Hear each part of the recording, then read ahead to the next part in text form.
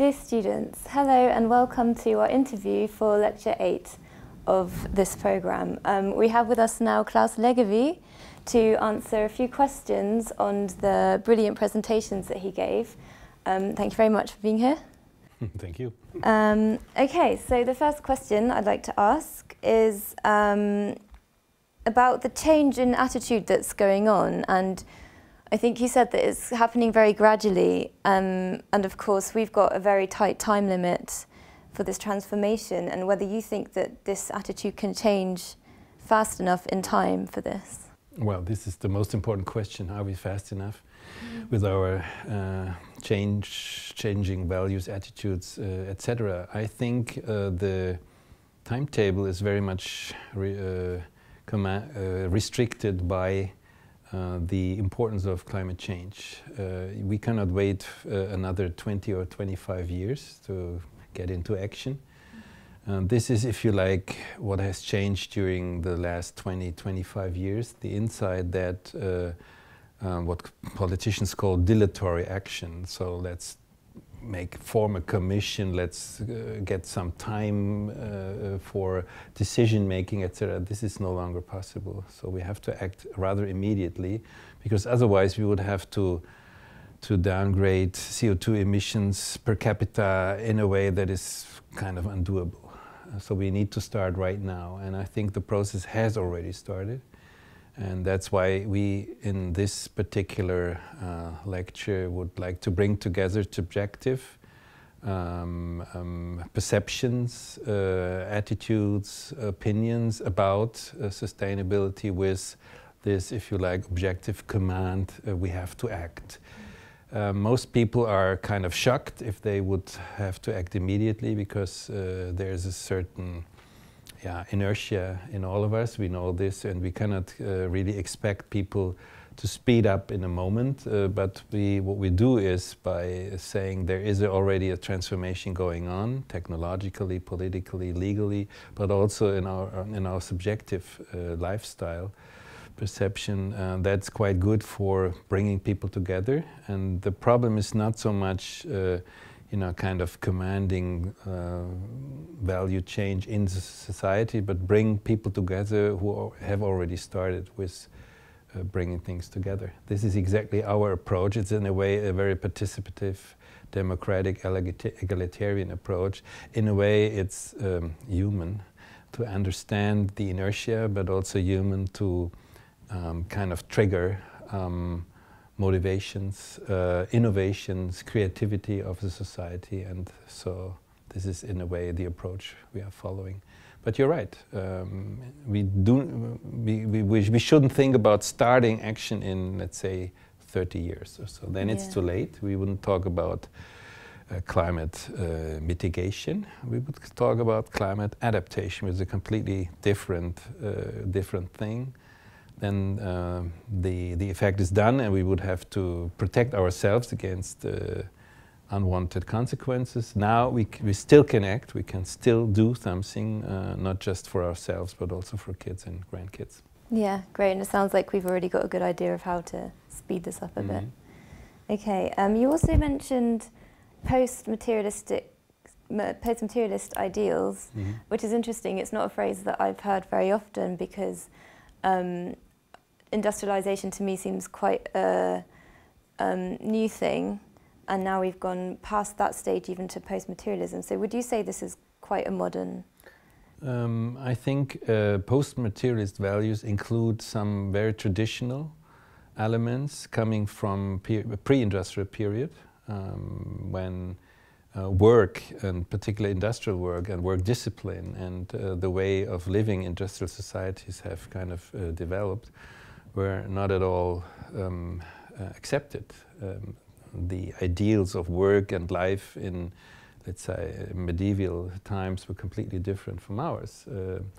But it combines also the effects of industrialization in terms of gaining leisure time, gaining creativity, gaining time for families, friends, etc. So it combines pre-industrial and post-industrial imaginations and efforts. And I think it's quite interesting to have this development, not just in core industrial countries, but also in countries who just started their industrial development.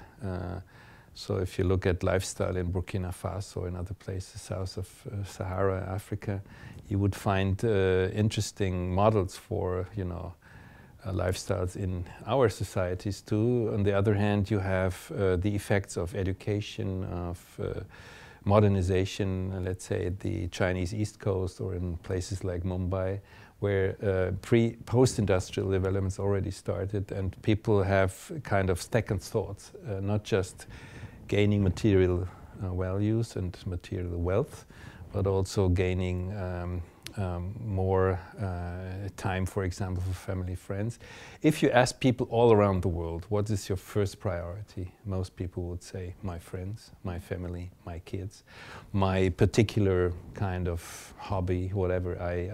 This is what most people interest. And industrial discipline in terms of we have to work more, we have to gain more money, we have to buy the next car is a kind of secondary impulse that comes from consumerism and mass consumerism after, let's say, the 50s, 60s. It's very much a certain phase, if you like, a footnote in human development, and I think we can get over it.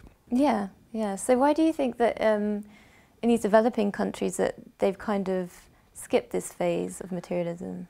Well, this is not the first, and it should be quite. If you would live, for example, in a suburb of Mumbai or of Shanghai, you would, of course, in a way, naturally or normally aspire all the values and material symbols of Western culture. In terms, you would like to have a fat car, you would like to have a huge apartment for yourself, you would like to have consumer goods, etc. This is in a way quite normal, and it's not our intention to discredit all these intentions, hopes and value systems at all. I think what we suggest, very simple, is that many emerging and so-called underdeveloped countries can simply leapfrog a certain phase of industrial development. It's not necessary to enter the phase of carbon development. We started it in Germany, for example, or in the UK, in Australia, between, let's say, the 30s and 1900. It's not necessary for countries like India or China or Burkina Faso or Mexico to enter this phase and to go through it all the way. If you have the chance to simply leapfrog this stage of development and to get into an industrial development based on, and human development based on regenerative energies, alternative paths to the future, just develop new kinds of mobility, new kinds of land use. They don't have to go through all this, and this is exactly the advantage of so-called underdeveloped countries. They can simply spare out this particular phase of industrialization and can go to a different mode of development. Yeah, which is great for the transformation. Yeah. Yeah. Another thing I wanted to ask, I kind of noticed perhaps a slight catch-22 or a vicious cycle in that individuals who want to make change happen and want to change their lifestyles, they reach barriers with the status quo and the government who doesn't make it easy, doesn't make it obvious what you can do about it. And then on the other hand, if the government want to make changes to make this easier for people, then some people aren't prepared to change their lifestyles as well. So it seems like, you know, there's barriers from both sides. Yeah, that's true. That's true. And this is indeed a kind of vicious circle we have to get over. I mean, if you look at your personal ambitions, many of us would be able and capable to change lifestyle, and even some have not just this loss aversion that I was talking about, but are in a way kind of engineers of a new and better life for themselves. And on the other hand, you have interesting ideas on the political and administrative level. And what we found is a rather high developed intelligence about all these sustainability issues in administration, not just in Germany, in all over Europe, in India, in China, wherever you go.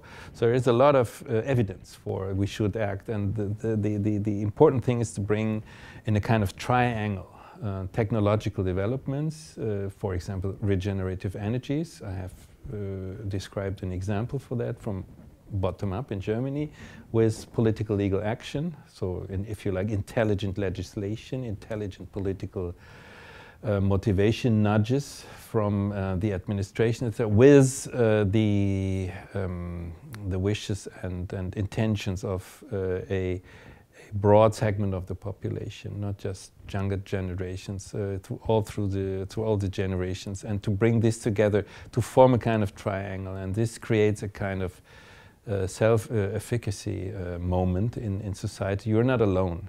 This is exactly what I would like to say. Many of us would like, then this finger pointing starts. I will start if you start, or we will act whenever the state or the political machine is starting. And politicians would say, yeah, we would be able to act, but we have no legitimation from below. Or corporations would say, well, we have all the technologies, we have even the investments, but we have no, the action is not supported by political. And so this is permanent finger pointing, and I think we have to stop that. Everybody can simply act at his particular level, on her particular level, and say, okay, I cannot wait until 1 billion Chinese are ready for transformation. I will start in my own environment, and I can do this, and maybe I can even be happy with that. Yeah, so someone just needs to take the initiative and then the ball will be rolling. Yeah, and this is, if you like, the core idea of a democratic society, to make a difference, to make a new beginning. This is a very Arendtian, Hannah Arendt idea for what politics is about. It's not waiting for political action from above. It's forming initiatives, and many of us would say, well, this kind of transformation that the Global Change Council, the Advisory Council is proposing is completely impossible. It cannot be done in this short period of time and on a global scale. But if you look at a historical process in the recent past, like, for example, the Velvet Revolution in Eastern Europe, nobody would have thought, even in 1985 when Gorbachev started, that this would have such profound effects for global society. And I think for the better, not just catastrophic events come very quickly. So I would say, if looking at these kind of historical transformations, revolutions in a way, we should not give up the idea that we can do it. Yeah, that's great, thanks. So I just wanted to come back to post-materialism and ask you whether you think it's come far enough, because it kind of occurred to me when you were talking about people not being prepared to pay upfront costs for more energy efficient fridges, for example, even though in the long run this would save them money. It seemed to me quite a materialistic viewpoint to have. Sure, this is the general impression. You go to a store, you buy a fridge, and you would say, well, this is the cheapest or the most effective or the biggest or whatever. This is normal. This is how we decide our consumer options. We would say it has to be very cheap. It must look good. It has a certain kind of reputation. Fridges, cars, houses, whatever. Then this next idea comes to your mind. If fossil energy is so expensive, shouldn't I take a more efficient fridge or car or house? So for the long run, let's say the next 25 years, maybe this investment, this higher investment, will simply be okay. So this is the next idea that comes to you. Would you think about the next generation of about your kids or grandkids if you buy a fridge or a car? This is exactly what it is about. If you simply have these materialistic options, you would, and that must be okay. And state subsidies and ratings, etc., can help us, can stimulate, if you like, better behavior of the consumer. But in the long run, ideas of a good life, not just for yourself, but also for future generations, this is what counts. And so in a way, make a family conference about buying a fridge, buying a car, and let simply kids talk, co-decide, and bring your own ideas. It's not just about reputation, not just the price. This is the general information of the consumer to a producer or to an investor. But now we have different symbols and signs from the consumer to producers. And corporate social responsibility would include to offer more interesting consumer options. Political action would include to offer more intelligent options for the consumer, etc. So maybe these things come together. Price and reputation not the only signal, there are other signals too. Yeah, could lead to a whole new way of consumerism even. Yeah, and I think consumerism is really a kind of sleeping giant in the political arena. Most social scientists wouldn't agree with me when I say this is really a political force. But if you look at your own behavior in the supermarket or buying a car, a fridge, etc., then it's obvious how much political potential your individual decision might have combined with others. If you wouldn't say, well, I could buy a new fridge, I could buy a better, I could use a different model of intelligent mobility for myself, but the others won't do. This is exactly the problem. If you would be more aware of the fact that others have already done this or would follow you because you're a role model in your neighborhood, then it's much easier to be a front runner. Yeah. Okay, I should take that into account when I buy my next fridge then. Maybe. No, we have these ratings, A+, etc., which is an interesting information. If you look at, you go to a car shop and you have a couple of cars there. Many people have now inside, in the UK it's much more developed than in Germany, okay, there's an A+, and this is also an interesting information. If you look at advertisement for cars, you have already the information about CO2 emission. This is quite new, and if ever this becomes a signal, a symbol, and a really relevant information for the consumer, then we are on the right way. Yeah, great. Thank you very much for that.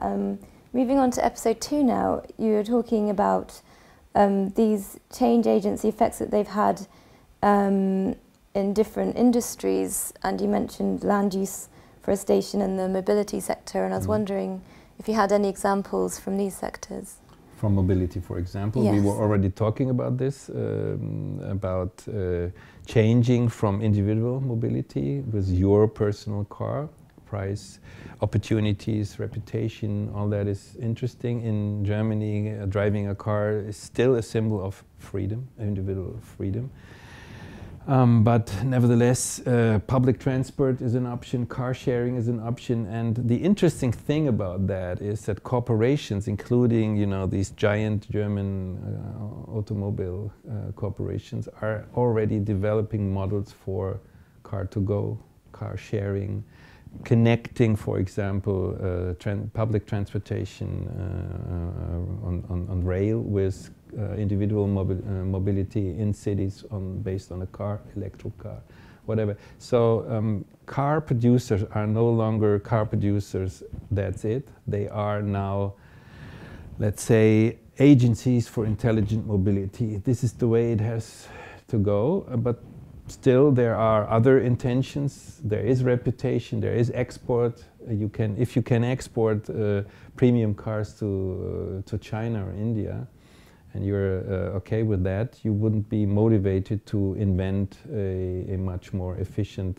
mobility pattern. That's true. But it's interesting that car producers, car corporations, automobile corporations are starting to think in these terms, not just offering a thing, a consumer good like a car, but offering an access to mobility, opening a network of different ideas how individual, collective mobility patterns can come together. And if you look at most metropolitan areas, the hours you spend in a car, in a traffic jam, would make it much more convenient for you to choose public transportation whenever the public sector is offering it. So the whole thing in our report is also about common goods. The realization that common goods are not just cannot just be offered by individual action, but have to be offered by institutional actors, corporations, the state, etc. This is, I think, the right way. Yes, and I think public transportation needs to be made more attractive for people as well. It's very important. And attractive means price-wise, means the opportunities must be there. For example, the area where I'm living in, you have, after, let's say, 10 p.m., you don't have the opportunity to take public transportation at all from one city to the next one. This has to be changed, but it's also about reputation. It's also about reputation. A place like Berlin, many people do not have cars because you don't need it, but also because it's not smart. It's not really the thing. Even younger generations, there is a certain shift now. It's much more interesting for them to have a mobile phone, you know, a certain kind of mobile phone. I won't mention the company right now, but to have a car in the traditional sense. Yeah, I think that's right. Yeah. You mentioning change agents for the transformation in particular. I noticed that there's really quite a few different change agents, and none of them stand out so much. Like, we don't have a Willy Brandt for the transformation, for example. Do you think there's any more prominent role models, or do you think it's better to have just a lot? I think we need both. I think we need some people who serve as role models, and it's interesting to have these reports on what kind of cars government members use and how much CO2 the emission is at stake in these particular.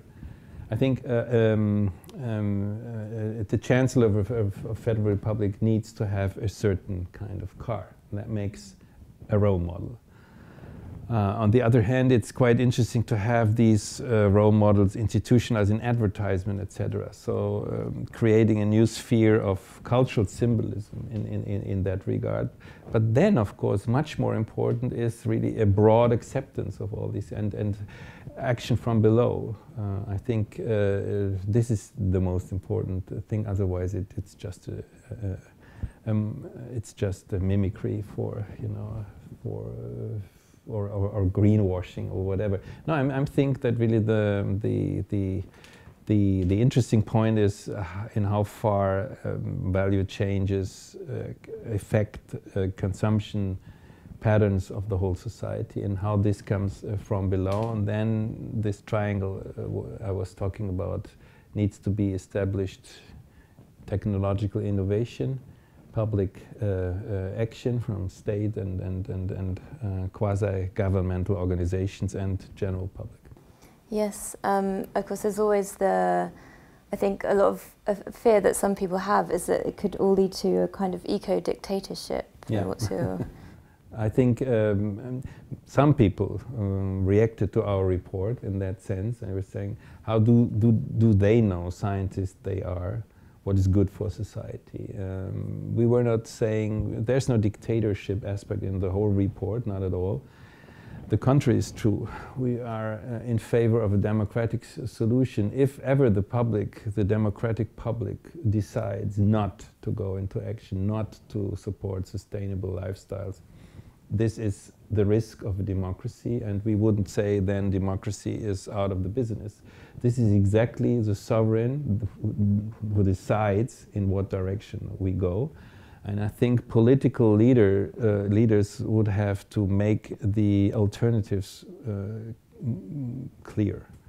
What kind of, there is, for example, in many governments in Europe, a kind of fight going on between very conservative segments saying, well, economic growth, that's what it's all about, particularly in a financial crisis. We have to go back to this first, and then we might think about sustainable development, whereas other segments, and I think growing segments in the political elites, would argue the other way around. They would say, no, let's think about a sustainable development and make it interesting for a green economy, for a green modernization, and even for crisis solution in our current situation. Yes, and yes, so thank you very, very much for all these insights that you've given us. I think they've added a lot to the presentation as well, and I hope that our students think the same. So thank you very much for that, Claus.